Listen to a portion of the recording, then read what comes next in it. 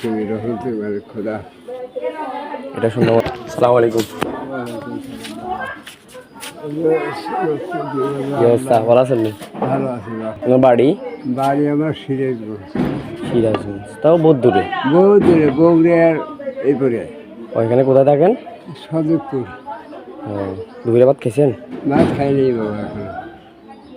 বাচ্চারটা খাবেন? ভাত খাইনি, আল্লাহ বাচ্চারটা খাবেন? রেজেক থনে আচ্ছা, ইনশাল্লাহ ভাতটা খাবেন। আপনার কম্বল আছে? আচ্ছা, ধরেন কম্বল, এটা নেন। আল্লাহ তুমি রহমতে মানে খোদা। এটা সুন্দর মতো নিয়ে নেন। আচ্ছা বাবা, এটা দিলে আমার ঠান্ডা হলে ফুরি দেবে। না তিলে দোয়া করবেন, আর যেন আরো বেশি কিছু করতে পারি মানুষের লাই। টাকা আছে? টাকা কিছু লাগবো? কি দিবে দেহ, কি দিবেন দেহ। আমার কাছে তো বেশি নাই, মাত্র মাথা ছাড়ানোর জন্য টাকা বিকাশে আপুর থেকে 100 টাকা নিছি।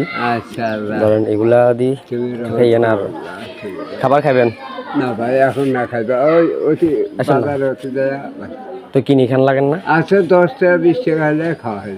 আচ্ছা আসেন, আমি দিচ্ছি। থাক না ভাই, খাইলে এই আল্লাহ রহমত করছি। আল্লাহ দোয়া করবো, আল্লাহ তুমি রহম করো, আল্লাহ তুমি রহম করো আল্লাহ।